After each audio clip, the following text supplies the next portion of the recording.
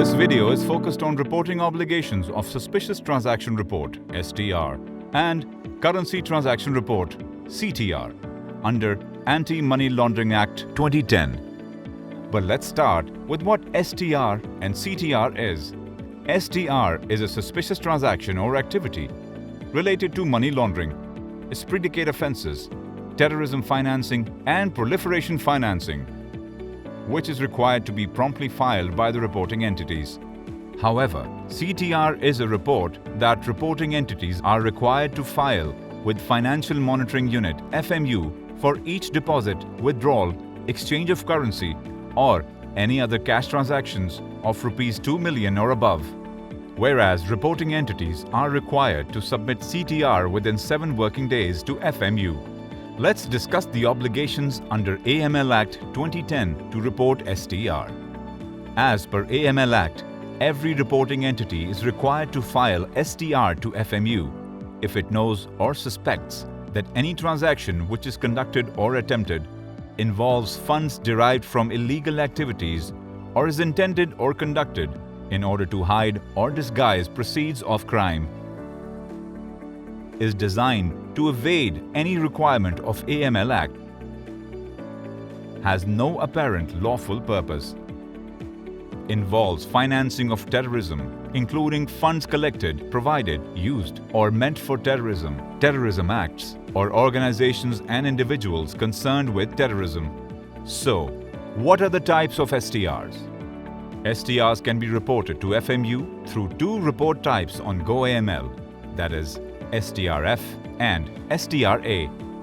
STRF, or a Suspicious Transaction Report Financial, is to be filed by the reporting entities when the suspicion is based on the financial transactions conducted by the customer or a client.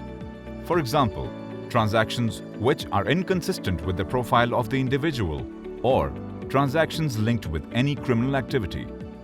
STRA, or Suspicious Transaction Report Activity, is reported when the nature of suspicion is non-financial, such as attempted transactions, STRs based on law enforcement agency inquiry, adverse media reports, proscribed or designated person and entities. When to report STR to FMU? When any suspicion is formed by the reporting entity after analysis of the related transactions or activities, a STR should be filed promptly to FMU. How to ensure quality of STR reporting? To ensure quality reporting, the reasons for suspicion should be supported with proper analysis and include all the relevant details, including information on the person or entity conducting the suspicious transaction or activity, details of the transaction, such as the pattern of transactions, type of products or services, and the amount involved, description of the suspicious transaction or activity or its circumstances, tax profile of person or entity if available, any other relevant information that may assist the FMU in identifying potential offences and individuals or entities involved. Moreover, the reporting entities are also required to provide details of any action taken by them on the reporting person or entity other than filing the STR to FMU. Be careful to make a correct selection of indicators. The reporting entities are required to select the most relevant indicators, which must be aligned with the reason for suspicion. The REs can select 1 or more indicators while reporting the STR. Reporting entities are required to have effective mechanism for filing of STRs and ensuring confidentiality of the related information.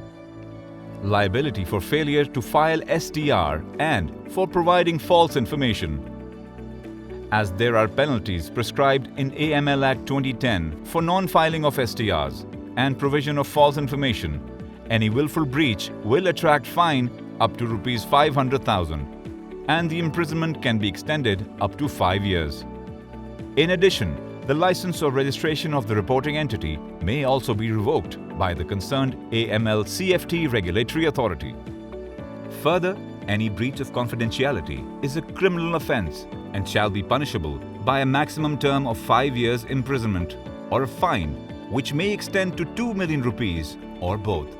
Protection to reporting entities. The law also provides protection to reporting entities and their employees against any civil, criminal, or disciplinary proceedings for furnishing information required under AML Act 2010. For further reporting requirements of STRs, please visit FMU's website or click on the link Guidelines on STR Reporting.